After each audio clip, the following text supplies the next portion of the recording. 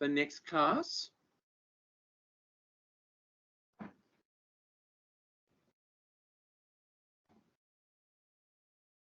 Okay, so guys, HIMM is at the end. Okay. Sorry. At the beginning again. HIMM 432_1. Integrated media management, demassification and emergence of the niche, which is lesson 11. Presented by moi, yours truly. Okay, so let's go. Time we looked at hits and misses. In our days of our lives, melodrama of BBA 4th year, and now we're looking at niches. That's very important.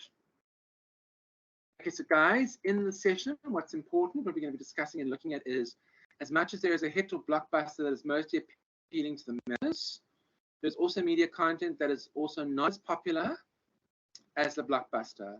So we're looking at niche markets and the whole idea of demassification of the media. I mean, the follow this kind of media content. So this is probably more me when it comes to movies. I do like some mass content. Like, for example, I was thinking back the other day about, which is now 15 years old. Gosh, Rihanna's been around for a long time already as well. Hey, Please Don't Stop the Music by Rihanna. Fabulous song. Love that song. I think it's so good. Okay, and that was a huge hit. So very, very catchy song. Let me just see that this is recording. I don't know why my system is a bit slow. I've got too many files open. Okay, what's going on? Just see here. Excuse me.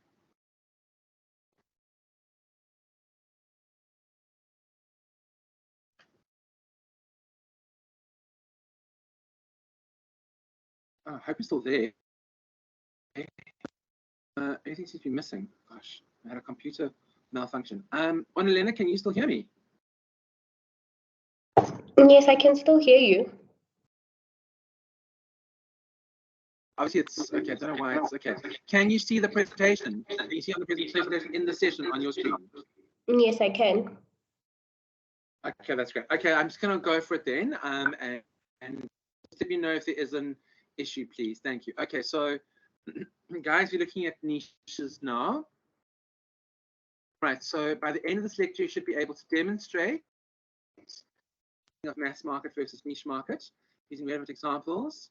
Know the evolution of media content models, with Kung on page 41. Know that mass media products are designed to attract large audiences that are cross, that can sometimes allow for duplication or mass market at low costs. Demonstrate an understanding that due to growing competition, the consumption of media content is declining, i.e. that entering the market affects the demand and supply curve, so to speak, hence making less content for the many producers out there. Okay, so it seems quite strange. And we spoke earlier on about, you know, for example, you, Annalena, you don't watch a lot of content, so why should you, I mean, Netflix spent something like $12 billion, I think last year or the year before, $12 billion. That is like 200 billion rand. Is that right? Yes. 200 billion rand. That is enough to fix a ton of roads in South Africa, pothole, and build a whole bunch of new highways in South Africa. That's how, you know, because 200 billion, it's a lot of money. It's about practically half our gross national product per year, I think. I speak in a correction. I think it's huge. It's massive. Or gross domestic product, sorry, GDP. Okay, so it's enormous, guys. And they spent that. So why should they go and invest $12 billion in,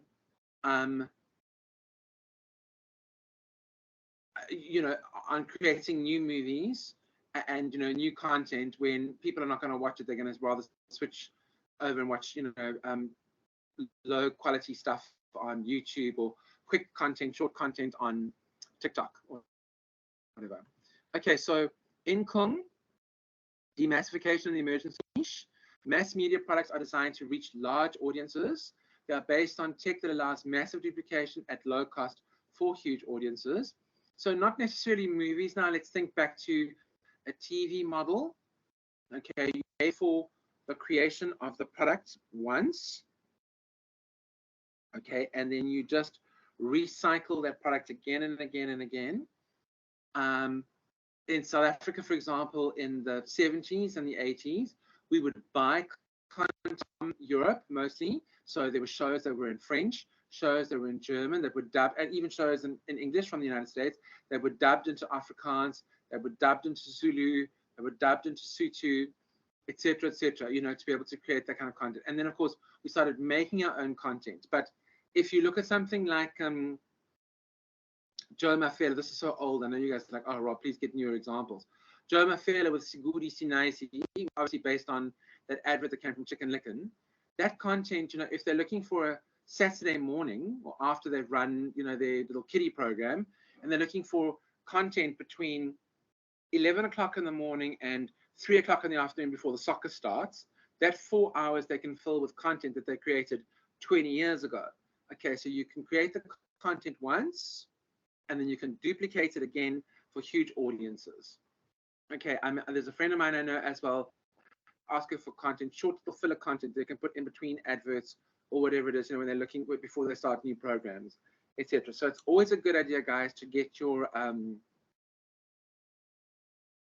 you know, content out there and to be able to you know, be able to get it sold again and again, because at least you can get licensing fees from it in terms of, you know, them using your copyright.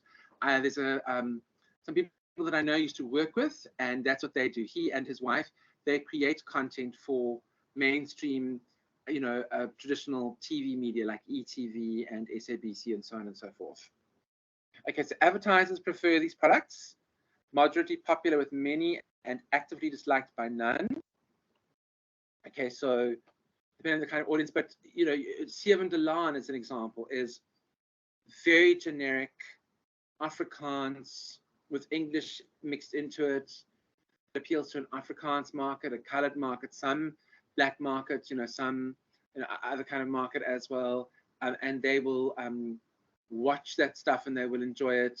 I'm thinking of whenever we go up to the barber to go and get our hair cut. You know, our barbers are Pakistani, and they always have the Indian channel, you know, on their Star satellite TV, whatever, playing it. And you've seen the stuff over here. It is so overacted Bollywood style, you know, melodrama, soapy, 25 minutes plus ad breaks in between. They've got constantly advertising the same thing, this condensed milk or this evaporated milk and these kind of things. And they have these adverts running all the time. And you've got these, you know, soapy bits over there. And that's exactly what they're talking about. And it appeals across the board. India is about to overtake China as the most populous nation on earth with 1.4 billion people. Can you imagine if even 50 million of those people sit down to watch your soapy? Okay, that is, what's it, 1/28 of the population. Okay, and they're watching 25 minutes, and then you advertise a Bevia. That's another, a Bevia evaporated milk on there. And of the 50 million, 5 million pay attention to the advert and go buy 5 million cans of a Bevia evaporated milk. That is huge amounts of money into the bank account. So you can see, guys, how this works in terms of mass media and the hits. Okay, but it can only work when the choice of viewing options is limited, as it was in the days before YouTube, in the days before TikTok, and the days before YouTube Shorts, Instagram, etc., etc., etc. You were only able to connect with shows on like satellite TV, like a DSTV, whatever it is. So think about, remember our example, the man going off to work in the 1950s. The wife is at home, she's going to cook and she's going to clean, and he's going to get home and he's a nice meal prepared. It was just very old school, stereotypical, so like I said, 50s and 60s, horrible, you know, kind of thinking that people used to live like that. It seems so limiting. But anyway, okay, let's transport ourselves back to that era over there. The man's driving to work. He's going to turn on the one radio station, and he's going to see the advert for Coca-Cola. You're traveling in on the road, on the highway, because they started building highways in the United States in the 1950s, and he's going to see a big billboard that says, drink Coca-Cola. Going to get to the office. He's going to do his work. Lunchtime's going to come. He's going to have lunch, pick up the newspaper and read it. He's going to see an advert for Coca-Cola. Then he's going to go home, turn the radio on, hear a Coca-Cola advert, see the Coca-Cola ad on, on the billboard on the way home, and then he's going to get home, and his wife's going to have cooked for him, and sit on the TV watching TV, and he's going to see a Coca-Cola advert, and he's now being exposed. So it was very, very, very limited viewing options and lots of exposure. That doesn't happen these days. Same man, okay, let's assume that it's a binary relationship, so it's not non-binary. So let's say it's a heterosexual relationship, so it's a he and a she. Okay, and so now let's look in 2023. First of all, she might be the breadwinner, not him. So she's earning more money than he is. He could be unemployed. Okay, he's not necessarily going to get into his car and go to work. She's not necessarily going to have kids. They're not necessarily even going to get married. Okay, they could have whatever. Okay, so then he's not necessarily going to get up and go to work, or she's not going to go. Maybe she's working from home, so she's going to turn on her laptop, switch on the internet. Okay, and then she's going to be watching, working while she's got the TV playing in the background, or her other laptop, or her phone in the background, chatting. He's going to be going for a jog, or I don't know, goes and does grocery shopping, or maybe there's order online, and delivered 60/60, or take a lot, or whatever it is, all those kinds of things. And they might not even leave their front door and still be exposed to thousands of messages on YouTube, on Facebook, on Instagram, on Netflix, whatever it is. But that's the thing. It's not just one radio station, one TV station, one newspaper, one billboard. Okay, and they are getting exposed to loads of products. Sometimes, I don't know if you guys have ever seen that, YouTube will ask me to fill out a survey before I start watching my next whatever it is. And I'll say, have you seen any of these products advertised on YouTube? And some of the times I'll go, no, no, I haven't seen any of those products advertised on YouTube, because I'm not necessarily exposed to them. I don't pay attention to the adverts. Okay, so, but yet, guys, advertising revenue, Facebook makes their money from advertising, and sold that concept to shareholders who've bought Facebook, because Facebook convinced them that because of their robust advertising model, Facebook stock would always increase in value. So if people bought Facebook stock, they would then always, get their money back plus interest. Now, I see in an advert or in a newspaper article yesterday, or an online article yesterday, Mark Zuckerberg is looking at laying off another 10,000 Facebook workers because Facebook seems to be in trouble. Maybe it's not. Maybe it's all just, hyperbole for the moment. I don't know. I haven't seen Facebook stocks lately. I don't own Facebook stocks. But certainly their business model is under a lot of pressure, because you don't need to go into Facebook anymore. You can go into YouTube. You can go into Instagram. You can go into wherever. Okay, so things have changed. That's the point. Okay, so viewing options are no longer limited. There are loads and loads of viewing options. Okay, so demassification and the emergence of the niche. Next slide. Tech advances have reduced the barriers to entry into content creation for production, distribution, and promotion. So because we are now all creators, we can all create, it doesn't take a lot. I mean, I have a master's degree in marketing, and I can tell you right now that there are people out there who don't even have a degree in marketing, who are kicking my butt in the marketing field and doing a lot more and more effective marketing than I am. It doesn't necessarily mean that you need to have a degree, and there's nothing wrong with a degree. A degree is a wonderful thing. So please, I sit here and tell you, please finish your degree. It is absolutely critically important, and you will never be sorry, because they can never ever take it away from you. Okay, but please finish your degree, and then you have something to fall back on, because it definitely does still open doors, and I think it always will. And it shows that you have discipline, and it shows that you have the capability of higher thinking, and and the ability to pull data together and analyze it and synthesize it, and so on and so forth. Okay, so but everybody's a content creator these days, guys, and that is challenging. Okay, to the jobs that we are all find ourselves in. Okay, so the result is that mass media products, TV channels, daily national newspapers, general interest magazines that owe their success to catering to many different groups at the same time have declined in favor and declined in viewership. So, to me, like I said to you, I cannot remember the last time I listened to mainstream radio. I will listen to a mainstream radio station when I get into the Uber or the Bolt with my driver. He'll probably have it on, I don't know, like YFM or, 947 or whatever, 5FM or Metro, whatever it is, that kind of thing. And that's the only time I'll be exposed to mainstream radio. I haven't watched SABC One for years. We don't own a TV anymore. I don't even know what's on there. Have no clue. Don't know anybody who does, but that's obviously my peer group, which is completely different to yours. Newspapers, I bought one the other day. It cost me 10 Rand. I'm like, gee, this is expensive. 10 Rand for a newspaper. And it literally was about 6 pages thick. I'm like, this is a huge waste. All of those when my stepdad used to buy the newspaper every single day, he used to get it delivered. It was about 50 pages thick. I think it was very good value for money. And it cost about 3.50 Rand in those days.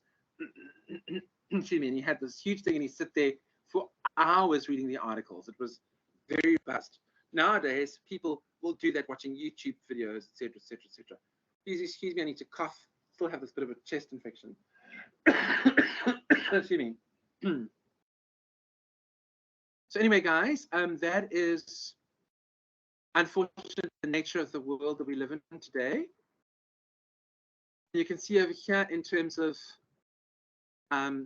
niches, we could argue that why is a niche? It's geographically niche because it only caters to Gauteng, to my knowledge. Entertainment news, I guess you could be saying as niche. Destiny could be. Trevor Noah could be niche. He could be, more than niche. I don't know. National Geographic is niche. Ster-Kinekor, Cinema Nouveau is definitely niche. The Cut, I would say, is definitely niche. So I guess it just depends. So now here comes the question. If you had to pick blockbusters or niches and why, so I'm going to throw it open to the floor, which consists of all of Onelena and Bonolo. Onelena, your thoughts, and Bonolo, your thoughts on hits / blockbusters or niches. What would you prefer to do? What would you prefer to? You know my feelings. I'm probably more a niche person than a blockbuster person. That's not to say that I'm anti the blockbuster. If it's a really good blockbuster, I mean, I think Bridge of Spies is blockbuster-ish. The Post was blockbuster-ish. Loved them. Thought they were really good. Jerusalem is blockbuster, and I love it. I think it's a super song. So, what do you think, Onelena? Your thoughts?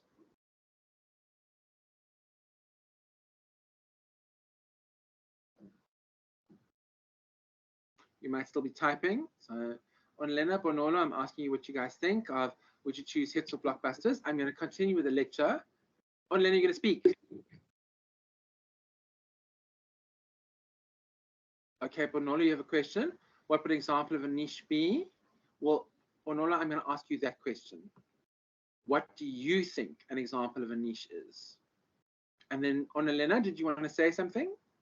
You can speak if you want to. You're welcome to interrupt me.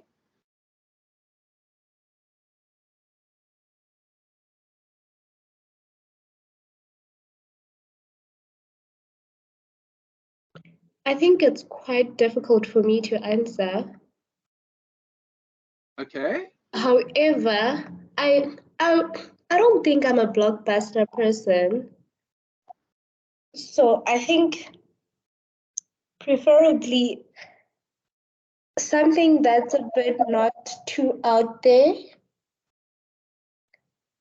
Okay. Okay, cool. I can't even think of examples. Okay, that's fine. Okay, so thank you for your answer. Bonolo's also asked the question. She wants to get an idea or an ideal idea. Okay, no problem, Bonolo. Let me give you some thing over there. So let's look at a couple of things. Let's look at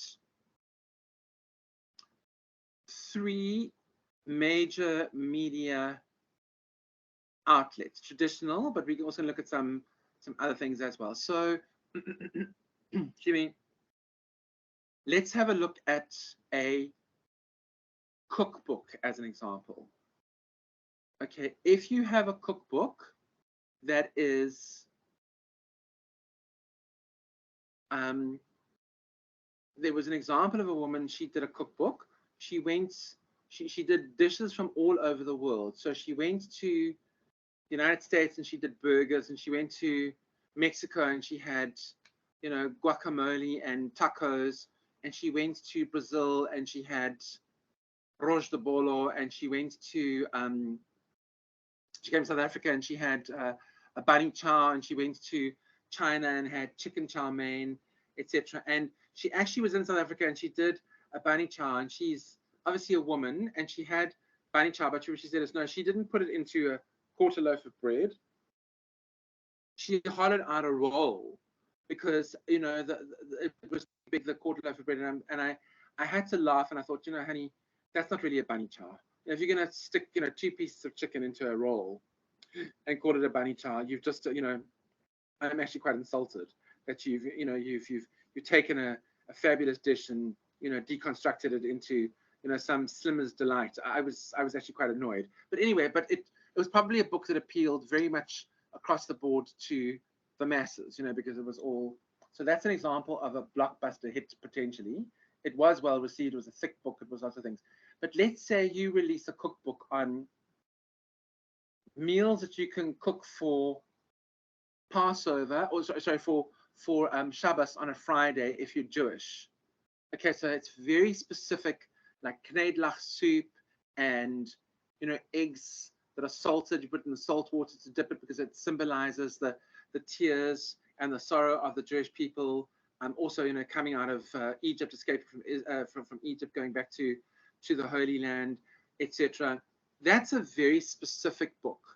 Okay, and obviously, you know, a very religious Jewish people will separate meat and milk. You can't have meat and milk together, so you could never have a cheeseburger. I always used to tease a friend of mine who was Jewish, and I said to her, oh, can I have a biltong milkshake, please? Because obviously it's mixing meat and milk. If you're very frum, as they call it, and very religious, you can't do that. So you would never find in a very religious Jewish cookbook a meal that's made with milk and meat. They would separate them and always keep them separate. And that has to do with something in the Torah, which is their religious book, which is very similar to the first 5 books of the Bible. Okay, but you can see, guys, from a cultural perspective. So that would be an example of a niche book, because somebody who, unless they're interested in the Jewish faith or the Jewish culture, going to buy a book on recipes that my mother taught me for Friday night of Shabbos, or for the Sabbath, you know, because they remember their Sabbath is on Friday nights, and then of course on the Saturday, the holy day. Or alternatively, you may be Muslim and you can say, okay, well, what foods can we prepare for Ramadan? Okay, we're going to prepare, and also then again as well, it has to be halal. So for example, they don't eat pork because they don't believe the pork is clean. So none of the dishes in that book are going to be clean. Now you might say, well, Rob, there are 2 billion Muslims on earth. That is true. There are 2 billion Muslims on earth, but that won't appeal to the 8 billion human beings on earth. It'll only appeal to, unless you particularly like, you know, Muslim type food. I love some of their food. I think it's amazing. You know, I had some food, but so also the line is on Lena and Bonolo. The line's very blurred between what is a hit and a blockbuster and what is a niche. But a niche generally refers to a smaller market that caters to a subsection of, based on, you know, some sort of delimiting, limiting and delimiting element. Like, for example, a book that caters to the Jewish faith or to the Muslim faith in terms of food. Okay, so that's an example of, you know, something like that. Or you could even compare across the board. So J.K. Rowling will release a book on Harry Potter. She does one more Harry Potter before she decides to stop. And 50 million people buy the book. So she's made a ton of money. Okay, and then J.K. Rowling as herself will release a book that she's written under a pseudonym, under a different name, that's about a female detective who's running around trying to catch, you know, somebody who is murdering the town's cats. That may only appeal to, God forbid, because it's a terrible thing to happen, but that may only appeal to animal lovers like myself, you know, so they wouldn't necessarily appeal to across the board everybody else. So think of the Fast and the Furious as a movie which has got mass appeal, it's a blockbuster, versus you know, one of the movies I watched the other day. So I'm trying to think of that one. What's it called? Can You Ever Forgive Me? Which is a very obscure movie with Melissa McCarthy in it. Okay, very obscure. Even if I look at two examples with Sandra Bullock in it, love Sandra Bullock. She's a fabulous actress. The Lake House with her and Keanu Reeves versus Speed with her and Keanu Reeves. Speed was absolute blockbuster. It had a fast bus, a fast subway, bullets, cars, action scene, and I loved it. It was an excellent movie. Versus The Lake House, which is about a man and a woman who are from different time eras, 2 years apart, and how they meet. It's like a love story with a bit of a strange twist. It's very, and that was very much a niche movie. It was cinema nouveau. It was not mainstream. You guys probably haven't even heard of it. Okay, so that's an example of movies and books. Now let's have a look at an example of music. So, like I said, something Billie Eilish. I mean, I don't know any of her songs. Like I said, the only song of hers I knew was the Bond theme that she did. And she did some song called Bad Guy, I think, whatever it is, which I heard, or once I'm like, okay, it doesn't appeal to me at all. Definitely doesn't appeal to me. Versus a song by Roberto Alagna, who is a classical opera singer, and he sings La Donna Mobile, which is Rigoletto, as far as I remember. Yes, I think it's Verdi. Okay, that's very much a niche because it appeals to a small number of people who like Italian opera and it's classical music. It's not going to appeal like a Billie Eilish song or, you know, Rihanna's Please Don't Stop the Music or Adele or one of those things. So that's an example of your hits and blockbusters versus your niche. So based on that over there, what would you say? So Annalena, you've already said that you don't know, it depends. You know, it could go either way. Bonolo, I see you saying. What would you say works for you as a, you know, as a mindset, as a way of life in terms of what you consume?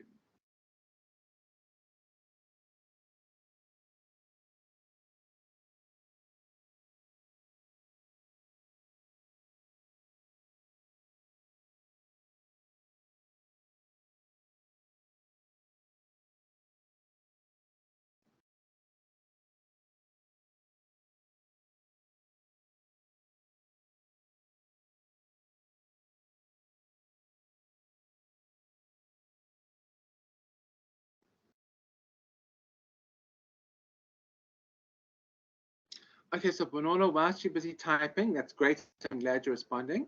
Let me just move on to the next slide.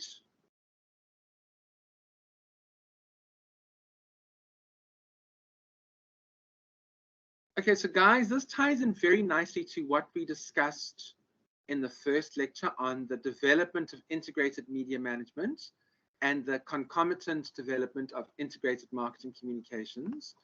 So we discussed those elements. Okay, like someone listening to Drake, because he's always trending and charting appeals to almost like everyone, rather than listening to Black Coffee, because only people who like house listen to him, and he makes music for people who only listen to house. That's a great example, Bonolo. That's a really great example. So I don't listen to Drake at all, and I don't really know Black Coffee's music, and I do like some house, but you know, I'm not like mainstream house listener. But that's a great example. But so now, who are you more fond of, Bonolo? Would you say that you like them both? Do you find yourself being more drawn to niches or more drawn to hits?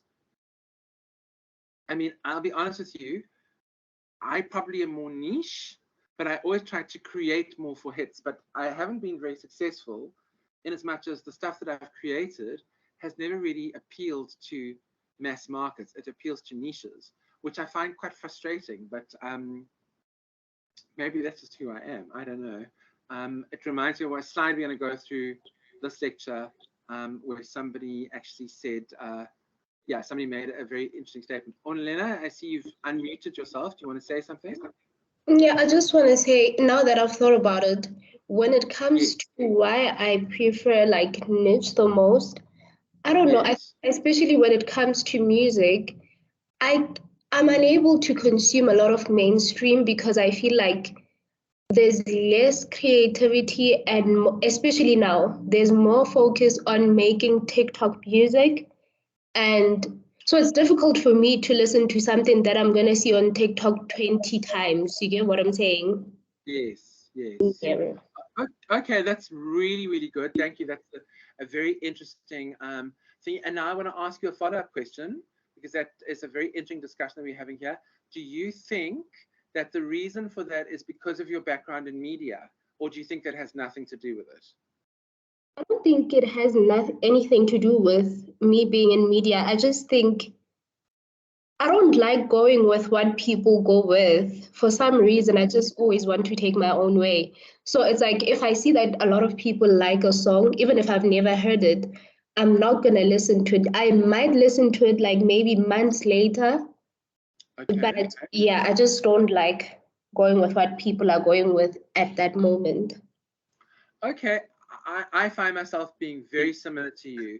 You know, if it appeals to the masses and there's a lot of hype around it, I immediately don't particularly like it. I mean, I only cottoned on to Jerusalem like a year ago, which is already 2 years after it had become mainstream.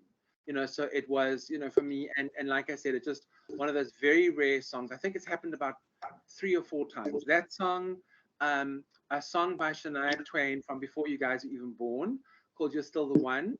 Amazing song, love it. It's a beautiful love song. And then, of course, probably "Someone Like You" by Adele. Those are 3 songs that really, when I heard it, I'm like, oh, this is beautiful. This is a really stunning piece of music. And they were all mainstream hits. But I find myself, if I know that it is mainstream, I always said to myself back in the very old days before we had all this digital stuff, I always wanted to go and see a movie that was going to be popular before everybody else could tell me what their thoughts and feelings were about it, because I wanted to, and I have changed my own consumption patterns as well. For example, I have never seen Bohemian Rhapsody, which is about Freddie Mercury, because everybody rah and raved about it. I'm like, oh, not for me. I've never seen La La Land. I've never seen Elton John's Rocket Man, and I have no intention of seeing the new Elvis movie, which has got Austin Butler in it, who didn't win the Oscar. But let's have a look at that just as an example. Austin Butler's movie that he was in, he was Elvis, about Elvis, versus Brendan Fraser, who won the Oscar in Whale. Now, Whale is not a mainstream movie. It's about a supremely overweight, obese teacher who teaches online. His students have never seen him. He is got a broken marriage. He's about to die. It's quite a depressing, very art movie. Okay, and the critics have loved it. They said it was brilliant. Well done to him, but it's definitely not mainstream. Okay, so that's interesting. So Onlena, I completely agree with you. I tend to steer away from the mainstream. And if I find that it is mainstream, I'm like, well, you got to convince me, because you're not just going to get my vote that easily, you know. Let's see what Bonolo, what you've had to say over here. So niche, as you say, because you consume things which only resonate with you. That's a very good point, because that's so much what happens nowadays, and that relates to so much of what happens in terms of new media. Guys, if you go back and look at your theory, Bonolo, you really stumbled on or written something here which is so true.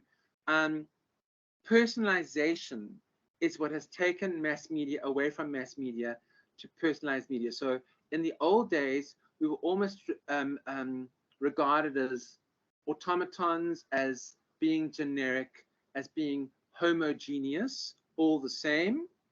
And the media treated us like that. We were faceless, we were voiceless, we were just numbers. Okay, and they'd spew out media messages, spray and pray style.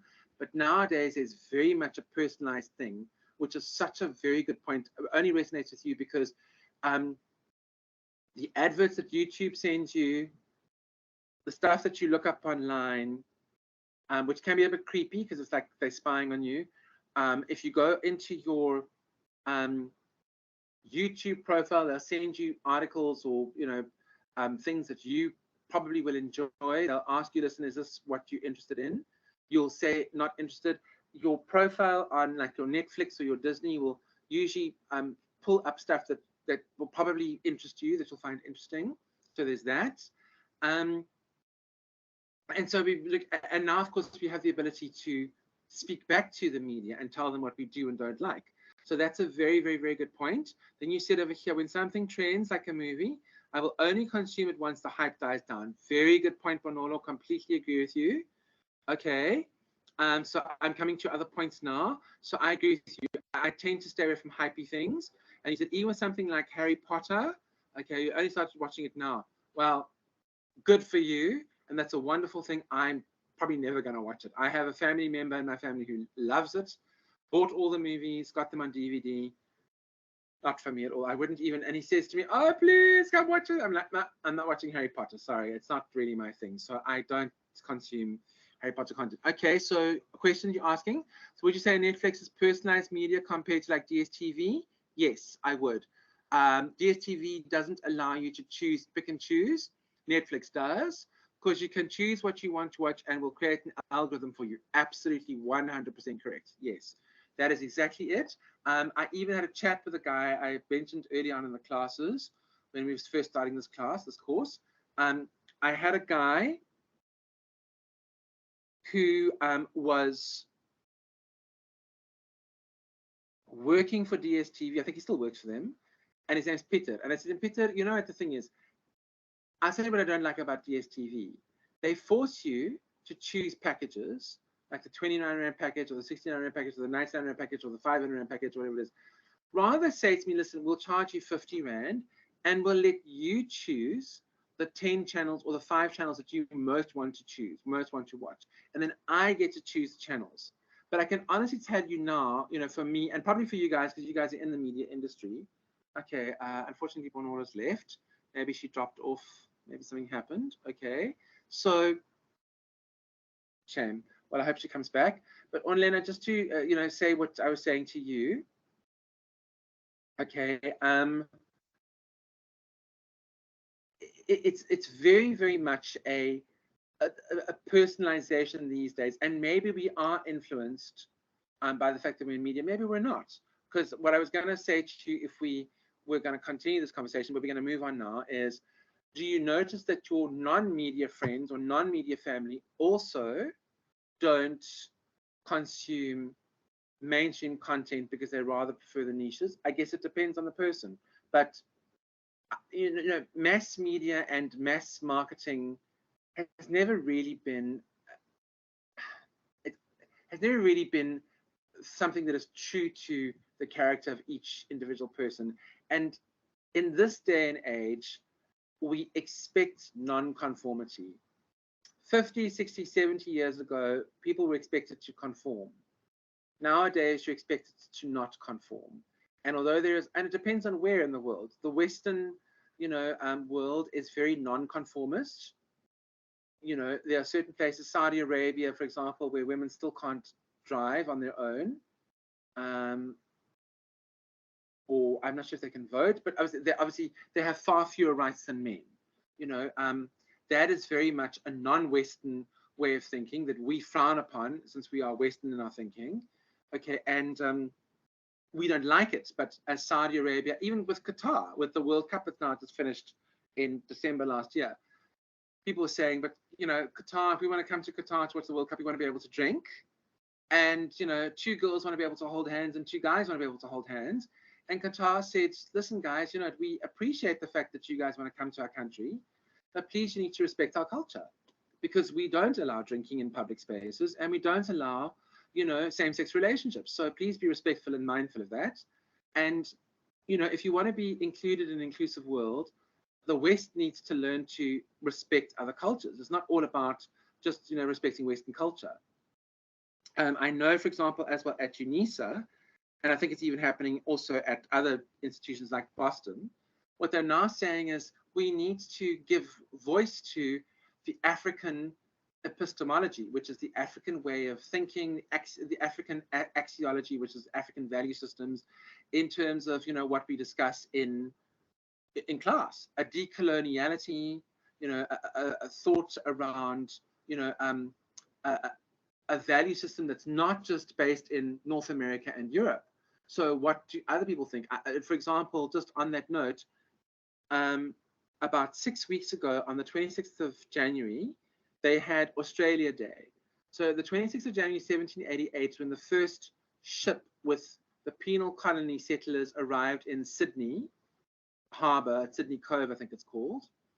Okay, and they arrived in Sydney, and they then obviously established the city of Sydney. And that was the start of, you know, the colonial era in Australia. And they've turned this into a national day, and it's been celebrated for probably almost 100 years. And this year, a whole bunch of Australians and, you know, Indigenous Australians, Aboriginals, got together and said, why are we celebrating the start of colonialism in Australia?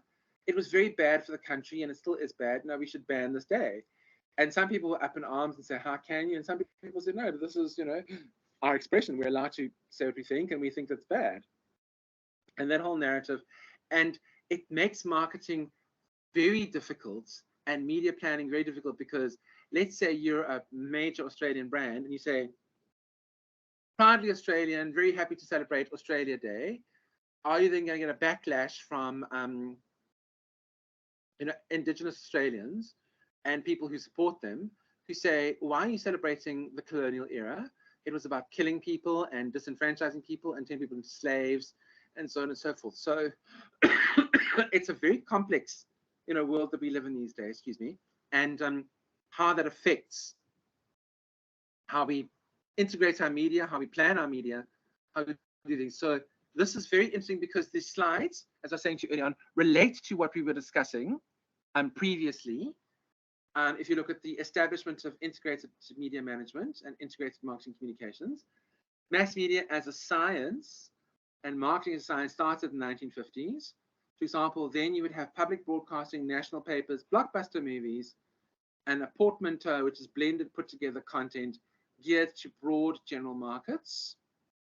And okay, markets that were fragmenting and consumers that were aging. So even back then, we started seeing a bit of fragmentation of markets and aging consumers, but that's more now.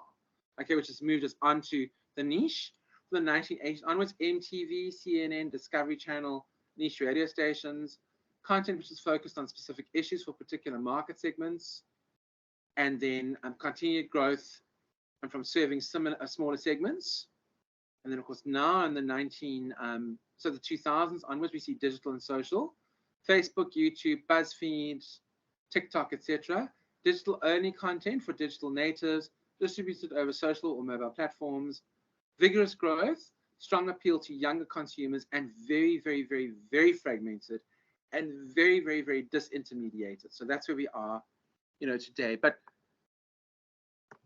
I don't think it's not necessarily wrong to do demographic breakdowns, but I like I said, I don't envy the ANC and what they have to achieve. So you can see, guys, this is your Kung model, evolution of media content models. I don't envy the ANC, because how are they going to, Onelena, convince you? You're 20 now. You were born in 2001, so you're 21, turning 22, so you're eligible to vote. Onelena, have you ever voted? Have you voted previously? Did you vote in the 2021 local elections?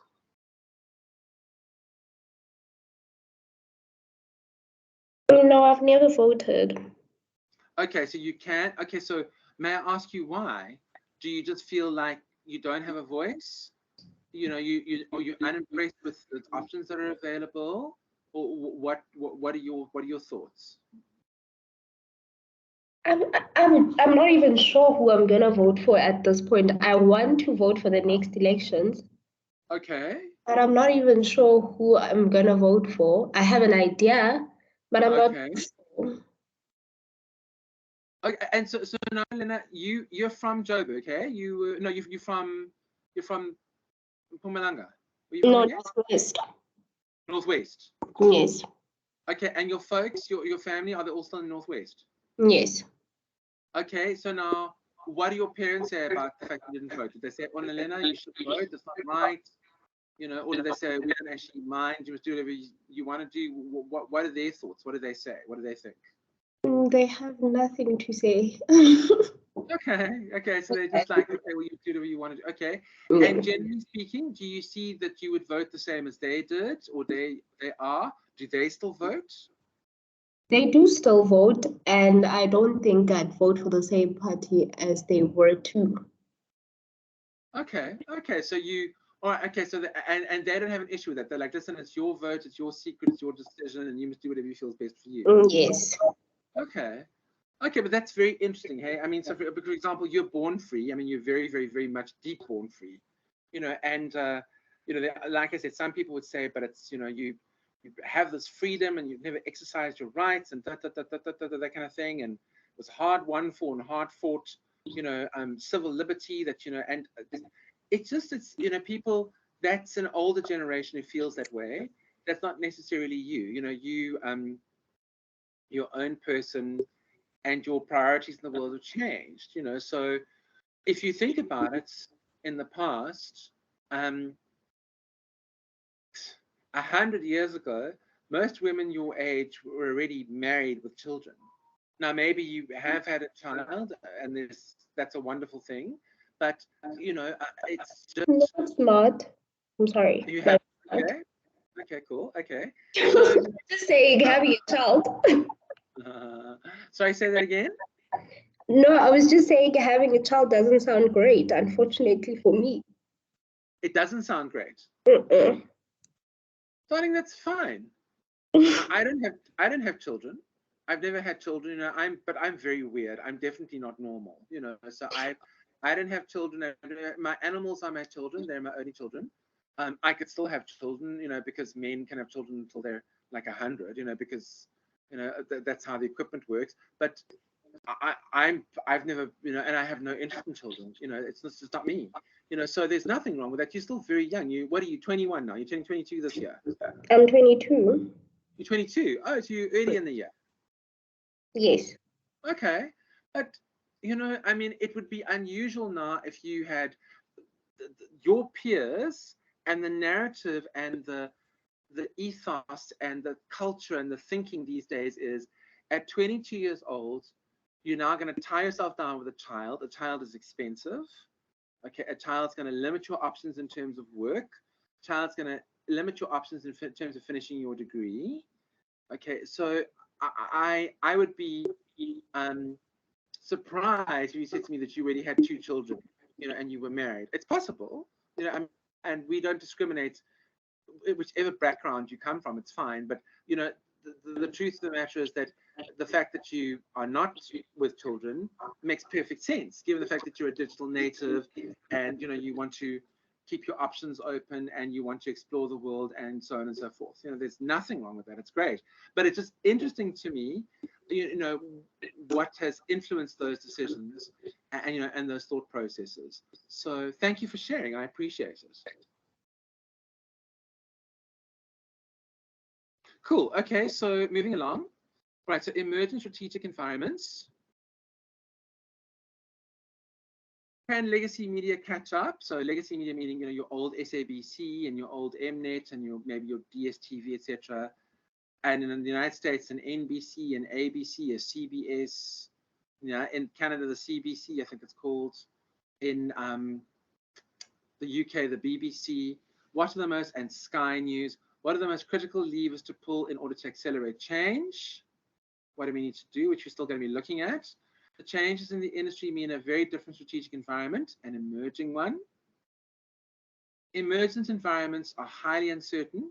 It's unclear what the industry boundaries are.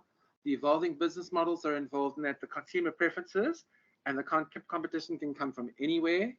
Companies that still have an old way of thinking or legacy systems and processes will have to embrace new strategic directions that will lead to corporate renewal.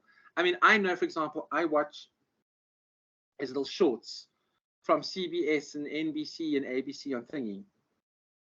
And at the end of each little clip, they say, hey, my name is XYZ from this channel. Thanks for watching our YouTube channel. Please subscribe to our channel for more information. And if you want to, log on to cbs.com/whatever for more information. So this integration of old and new media.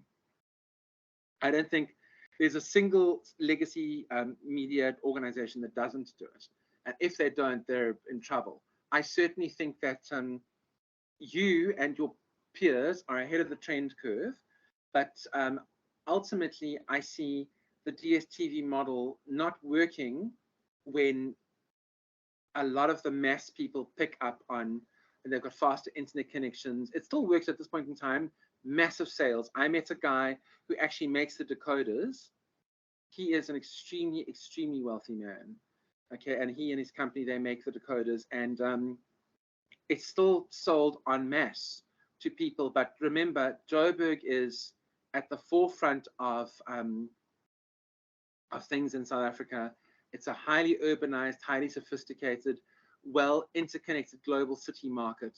So there's a chappie on YouTube who interviews Russians about the war in Ukraine.